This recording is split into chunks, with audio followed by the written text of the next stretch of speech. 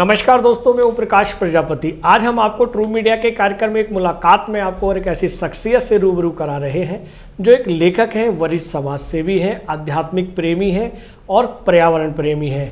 आप हैं धनमेश कुमार जी। धनमेश कुमार जी, आपका ट्रू मीडिया के कार्यक्रम में एक मुलाकात में स्वागत है। नमस्कार, बहुत बहुत धन्यवाद। धनमेश जी, हम प्रश्नों की ओर चलते हैं। पहला प्रश्न मेरा आपसे है कि आपका जो बचपन है, एक तो देहात में गुजरा और देहात में जो बचपन गुजरा है बहुत ही संघर्षशील रहा है।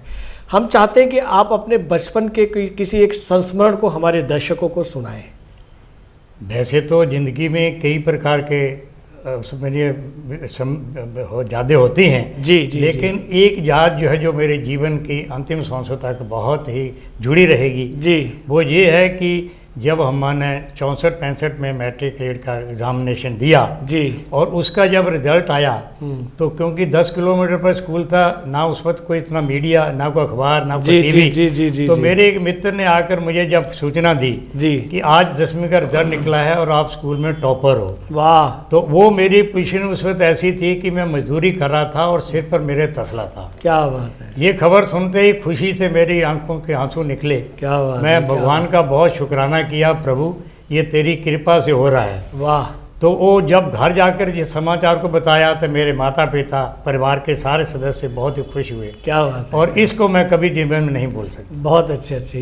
ये संस्मरण हमारे आज के युवाओं का की प्रेरणा है कि आदमी मेहनत भी करे, कमाई भी करे और पढ़ाई भी करे और प्रभु का नाम भी ले। और इसी विषय में मैं तो एक बात बताना भूल गया जी कि मैं अपनी खुशी को, क्योंकि मैंने जीवन में हमेशा अपनी खुशी को बांटा है। वाह। मैं उस वक्त जो है 4 रुपये मजदूरी होती थी एक दिन की और 100 रुपया मुझे 25 दिन में मिला। वाह। और उस पर लड्डू का भाव होता था 2 रुपये 50 पैसे किलो। जी। मैंने 40 किलो लड्डू बना करके अपना राइट और लेफ्ट दोनों गांव और अपना गांव, वाह, 3 गांव में प्रति घर जो है अपने 4-4 लड्डू बांटे। क्या बात। और मैंने अपनी खुशी को बांटा। बहुत बढ़िया, बहुत बढ़िया, बहुत साधुवाद आपको। धनमेश जी, हम आगे बढ़ते हैं। जैसा कि सूत्रों से पता लगा है कि आप दिल्ली एनसीआर की बहुत सारी संस्थाओं से जुड़े हुए हैं और बखूबी ईमानदारी के साथ उन जिम्मेदारी के पदों को निभाते आ रहे हैं। हम चाहते हैं कि हमारे दर्शकों को बताएं आप किन किन संस्थाओं से जुड़े हुए हैं। वैसे तो मैं शुरू से ही जो है अपने मन के अंदर भावना सामाजिक सेवा की रखता हूँ। जी जी जी। और इस बात में विश्वास करता हूँ कि जो रामचरितमानस की चौपाई है जी कि परहित सरस धर्म ने भाई, वाह, पर पीड़ा समने अधमाई, वाह, कि दूसरे का भला करने के समान जो है कोई ऐसा अच्छा काम नहीं है। जी। तो मैं अनेकों संस्थाओं से अपने आप को जोड़ रखा है। जी।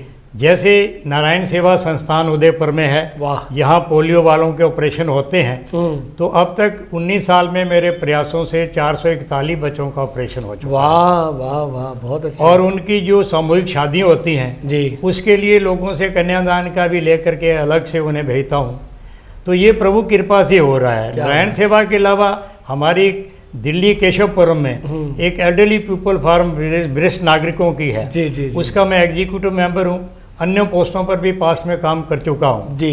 इसी प्रकार पंजाब केसरी क्लब की वरिष्ठ नागरिक केसरी क्लब है पंजाब केसरी का, जी, दिल्ली जी, का जी, उनका भी मैं 15 साल से एग्जीक्यूटिव मेंबर हूँ। और मेरे अनेक लेख जो है पंजाब केसरी में उनके जहाँ छप चुके हैं। बहुत बढ़िया, बहुत बढ़िया। और एक हमारी हर डिस्पेंसरी के अंदर एक एडवाइजरी कमेटी होती है। जी जी। तो दिल्ली केशवपुरम में जो है उसकी जितने भी बेनिफिशरी हैं उनको रिप्रेजेंट करने के लिए मैं एडवाइजरी कमेटी का मेंबर भी हूँ। बहुत अच्छे। अवंतिका नाम की एक संस्था है जो पिछले 35 सालों से बच्चों के भविष्य के लिए और टीचर अध्यापकों को सम्मान देने के लिए चल रही है। जी जी। उसका भी मैं 15 साल से एग्जीक्यूटिव मेंबर हूँ।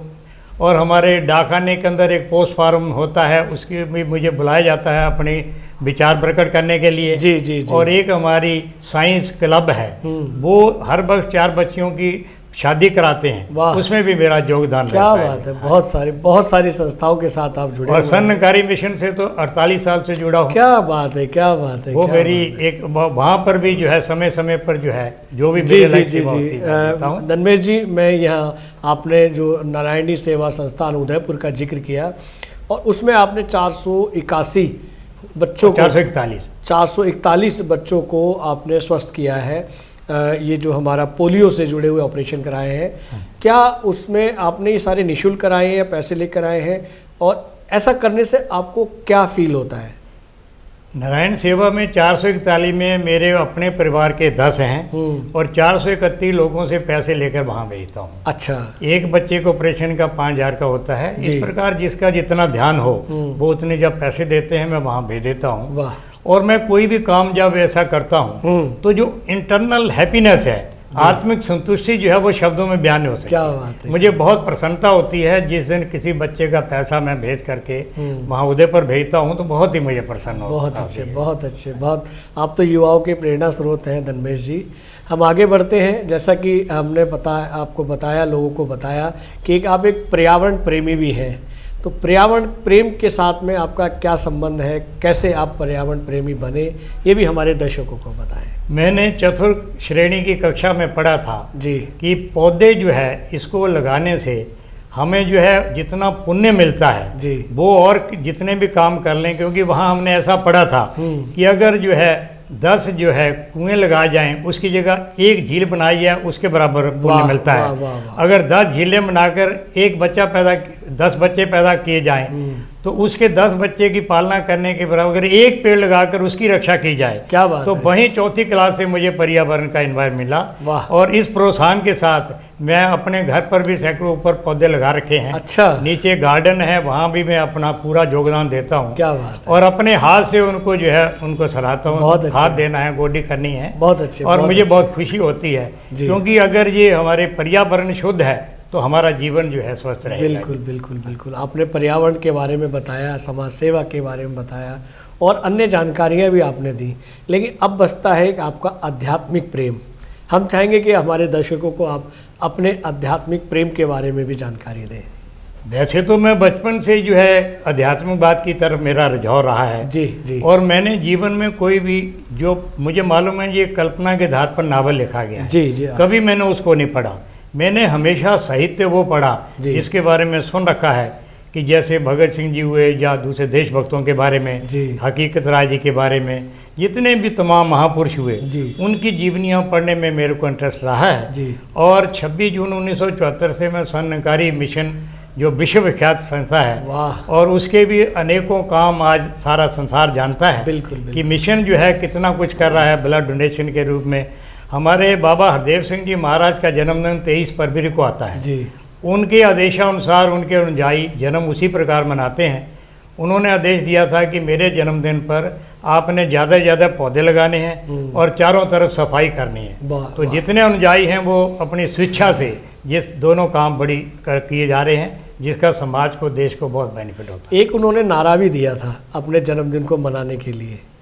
उन्होंने कहा था प्रदूषण अंदर हो या बाहर है दोनों ही खतरनाक है। वाह वाह वाह। तो ये क्योंकि पर्यावरण अगर हम उसको बढ़ावा देंगे तो प्रदूषण कम होगा। जहाँ अध्यात्मिक के बाद हमारा अंदर का जो है प्रदूषण खत्म होता है, वहाँ बाहर के प्रदूषण के लिए हमें पर्यावरण जो है शुद्ध रखना, उनकी रक्षा करना हर नागरिक का फर्ज बनता है। मैंने सुना था कि उन्होंने ये भी कहा था कि खून नालियों में नहीं नाड़ियों में बहना चाहिए। वो हमारा 24 अप्रैल 1980 को अच्छा जब बाबा गुरबचन सिंह महाराज जो इनके पिताजी थे जी उनको जब जो है उनका हत्या हो गई थी। अच्छा। और उस वक्त लोगों के अंदर, अनुयायियों के अंदर बड़ा गुस्सा था। सभी कहते थे बाबा जी आदेश दो हम बदले।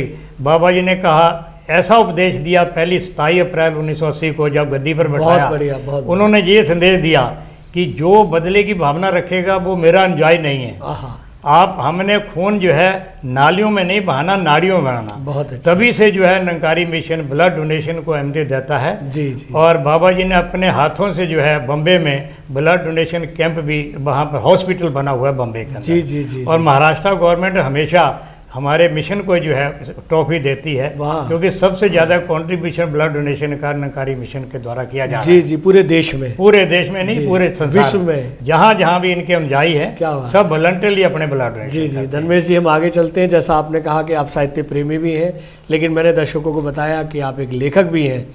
तो आप एक लेखक भी हैं, तो अब तक आपकी कितनी पुस्तकें प्रकाशित हो चुकी हैं?